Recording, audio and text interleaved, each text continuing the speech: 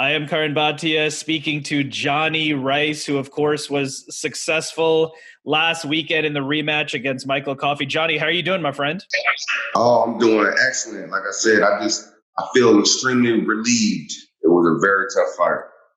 And let's talk about this last year that you've had. It's been a great year for you against Michael Coffie. The first fight was in July, and Coffie was undefeated. He was supposed to take on Gerald Washington. Gerald Washington had COVID. When did you get the call the first time around to take on Michael Coffie, and what were your thoughts when you got that call?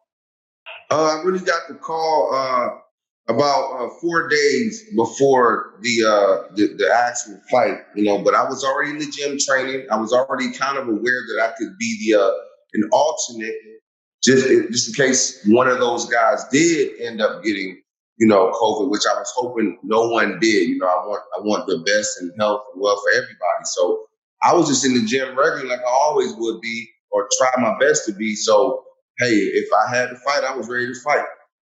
And you took that opportunity. You dominated. They were comparing you to Buster Douglas in there that first fight.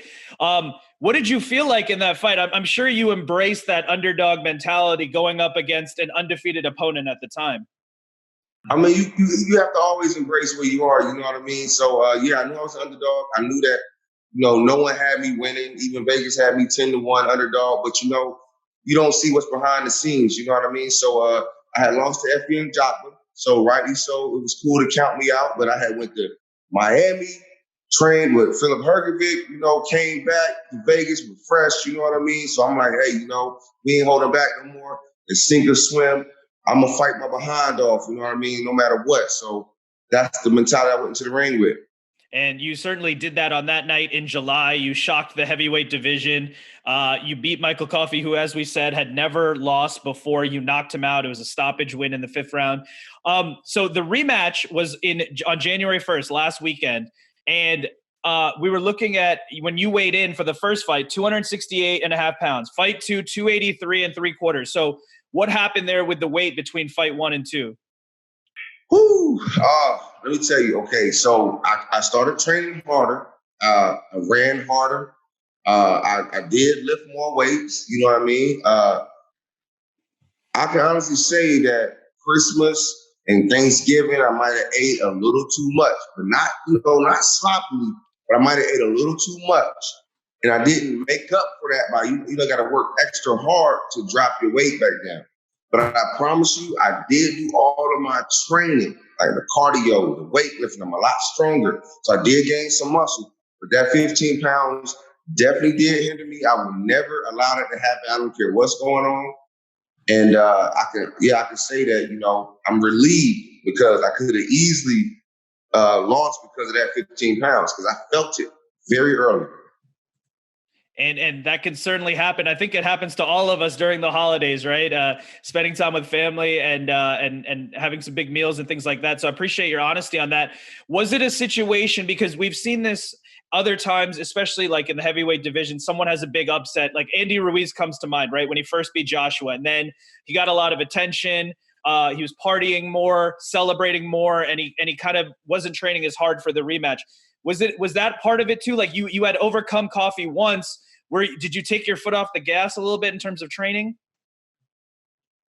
Well, I can honestly say that mentally is a big part of training too. So I didn't take my foot off the gas when it came to the physical aspect. I got great coaches around me that saw where I was, coming up short and especially in sparring. So they pushed me more in sparring. They did push me more in my running.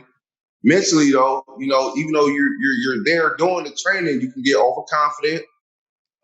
You might not push yourself as much. You kind of feel like, hey, I got this, But again, I had great coaches that, even though I felt like I had this, it just made me spar even more. You know what I mean? Or they made me do a little bit extra to kind of make up for how I was kind of feeling mentally, like, a little overconfidence. You said, if you're overconfident, then do a little bit more then. And I'm grateful for that. And you, before Michael Coffie, you took on Dempsey McKean, who's a top heavyweight from Australia, rising. Efe Ajagba, who at the time was undefeated. So this was a big moment because you beat Coffie, you shocked everyone. But now the rematch, I'm sure in your mind you wanted to say, hey, this wasn't a fluke. This wasn't just Michael Coffie having an off night. This was Jonnie Rice doing what he wanted to do in there. So how important was it for you to have a good performance in this rematch and show that the first time wasn't a fluke? Oh, it was extremely important. You know what I mean? I didn't want to just go back to being that underdog guy. I didn't want to just go back to just being a person called in to with no expectations. You know what I'm saying? And I was not going to allow myself to do that.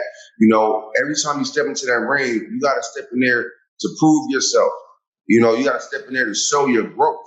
I mean, no one's perfect, but you got to show that you've been growing. You got to show yourself that you've been dedicating yourself and prove yourself to the people that come to watch you and give you their time to watch you. And so I was disappointed in myself because I should have did a lot better.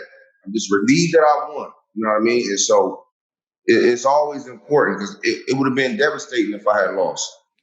And you certainly won the fight, 97-93 on two scorecards, 99-91 on another unanimous decision. But it was different than the first fight. The first fight was wire-to-wire domination. This time around, it seemed like Michael Coffie was a little bit more hesitant to engage. He was having moments. You were having moments. You did definitively win the fight. How did it feel for you being in there during that fight? First thing I noticed was, man, he got better. It was a few times I was like, yo, I'm in trouble. I'm in trouble. And I just, just try to keep myself calm. Like, all right, look, just stay calm, keep staying fundamental, working the jab, moving your head, just stay fundamental. I'm like, man, this dude is stronger than the first time. He is moving his head. It's like, that's what I mean by overconfident, right? How could you come back into a fight just expecting to beat the man again like that? It's like, the moment I threw a jab and he just slipped, I said, when did he learn how to do that? I'm like, that's delusional. It's like, yo, of course he got better. You know what I mean? So it was, like I said, it's just relief because in there, it was just, man, a few times I was like, yo, this ain't going good at all. You know what I mean? But you just got to keep fighting. And you certainly did that. You did keep fighting, even though he had moments. You didn't give up. And after the fight, I noticed you mentioned something your mom told you after. She said endurance, right? And obviously that was the key. So what's the backstory there about what your mom spoke to you about, and how did that motivate you in the ring? Well, she really did. She kept calling me. She don't really call me that much all the time. She kept calling me and texting me and seeing how I was doing. And I was like, because in my head, I'm like, I'm going to get him out in like round 4, So I'm thinking like, oh, this is easy, round 4 for sure. You know what I'm saying? Like I did all my conditioning. Okay, I did that. I'm like, even more, round 4, that's how it's going. But then when she told me to test your endurance, it just stayed in my head. Like, I still didn't see the fight going all 10, but every time I felt like I wanted to, be like, oh man, like, this ain't going good. I just kept remembering this is a test of your endurance. Just keep fighting, keep enduring, keep going. So it really played a major part mentally for me. And the fact that it was a closer fight this time around, do you attribute that to, like you said, Coffie maybe got better, or, that was his first loss. He's a former Marine. He's a tough guy. So you knew that he was going to bring everything he could into this rematch. This was, almost the journey of his career would be possibly defined by this rematch. So it was a big deal for him, just like it was a big deal for you. Do you think it's a closer fight because of what he did, or also would you say because of the weight as well? Or was it just all of those factors together? Oh, definitely all of those factors together. Major part was him getting better. I mean, he got better, like it was drastically apparent for me standing in front of him. He definitely got stronger, he got faster, and he was a lot more fundamental. You know what I mean? So I saw that. Then the weight was there, so I couldn't really, do what I need to do to level off his rise of, expertise that night. I couldn't really do that because of the weight. So that was a big factor. But, thank goodness, like I said, I had my coaching staff put me through a lot more rigorous sparring. Had about 3 or 4 or 5 sparring partners. Hakeem Rockman Jr. included, who really helped me out a whole lot. So we were ready for that. But it was definitely him getting better that really had me a little extremely actually worried. You mentioned Filip Hrgović. That's another great person to spar with and train with. He's become the new boogeyman in the heavyweight division. Right So now, with everything that happened in that fight, in that rematch, we go to the scorecards, and when you heard your name, unanimous decision victory, what was going through your mind? Oh, I was just excited. I was excited and relieved because, you know, you never know what the judges are or how the judges see things. You know what I mean? And again, I wanted to knock Michael Coffie out. I really did, but the dude just wouldn't go down. I learned my lesson the first time, and I almost gassed out trying to knock him out. And I said, yo, he didn't go down the first time. The referee had to save him from himself because he's not going down. He's a pure warrior. So I was not going in for the kill. I couldn't do that, so I had to leave it in the judge's hands, which is something no fighter wants to do. But thank God that, you know, I won the fight, and like you said, decisively. So I'm happy. Certainly, the first fight, he looked at the ref, said, "I'm okay," and the ref eventually ended up stopping it. So you knew that you were in for a long night, and you did come out successful. Your hand raised. So obviously now the question is, what's next? And before I asked you about what's next in boxing, let's talk about you on a personal level. I know you said you want to give your mom a grandkid. That's part of what you want to do this year. So what's next for you on a personal level? On a personal level, you know, I'm just gonna continue to make myself better. I don't have anyone right now, you know what I'm saying, but you know how these things go. Every day is a new day. You know what I mean? I could be honest, you know, I kind of had this little, you know, this little concept in my head. You know, my birthday is, you know, 2/22. You know what I mean? This year is 2022. I'm like, I should have my first kid in 2022 because my birthday is 2/22, you know? So that's kind of what I'm going on. Well, we'll see if that comes together. And then in terms of you've been in this game for a while. You've had some wins, you've had some losses. You've also had to work other jobs, right? Now, are you able to just focus just on boxing full time after these two big wins? Yes, I'm focused on boxing full time. The very next step I'm gonna do is hire a conditioning coach. Yeah. To help me take it to that next level. I have great boxing coaches, but I need a conditioning coach. So I am very excited about the opportunity. I'm very happy to dedicate myself to boxing full on. Do whatever it takes to be world champion. You mentioned that even during this interim period when you had to have another job, you would spend a lot of the time watching YouTube videos, scouting, right? Researching, looking for opponents. So now are you going to take that energy and do that full time? And you don't have to do that at your job anymore. You can do that just on a daily basis. Exactly. So what we're going to do definitely is increase the dedication. Okay. I was already dedicated, right? Did what I had to do. Now I'm in a position now where I can just get to boxing full time and just focus on my passion. So now I have an obligation and a duty to show the gratitude of where I've become to come in the ring, ready to show my all, ready to give my all every time, because there's no excuse now. There are no anything holding me back from doing that extra training to drop the extra weight. There's nothing holding me back from being my best every time I step into that boxing ring. And that's what I'm going to dedicate myself to doing and proving that I will be world champion. And we've seen you, as we said, in some big fights before, some wins, some losses. But now you're all steam ahead in the heavyweight division. So who is a fighter that you have on your list? Who would you like to face next? I mean, you know, I've never been the type to want to face anybody next. You know, I just know that it's going to be a hard fight, whoever it is. It's going to have to be, you know, somebody at the top to prove myself, or it may not be someone at the top, but they're looking to prove themselves. So I got to be looking to prove myself. So my job right now is just, you know, I'm watching, obviously, the top dogs, the top guys. I am studying them. I'm watching their fights, you know what I mean? I'm singing their praises, but at the same time, I'm doing my best to do what I think I need to do to beat them if I ever face them. Because I'm not stepping in that ring unless I'm confident that I'm going to win. Sure, I want a ton of money, 100%, but I'm coming to win because winning feels way better than that money any day. And realistically, with everything that you've gone through in your career and at this point now, what do you hope to achieve? What are your goals in the sport of boxing at this point moving forward? At this point moving forward, I plan to become world champion. Okay, I know I'm going to be the underdog. I've been the underdog.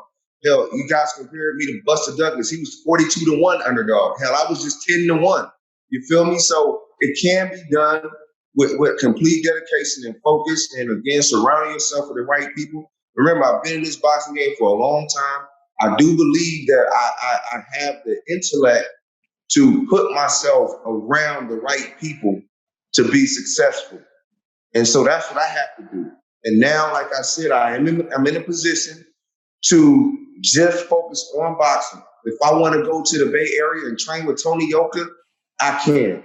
If I want to go back down to Miami and beg Philip Hurt to let me train with him, I can. If I want to go to London and work with Joe Joyce or anybody like that, I can, because I have the capital to do that, and I'm going to use it efficiently to make sure I put myself in a position to become world champion, no matter how many beatings I got to take in sparring, no matter how hard I got to work.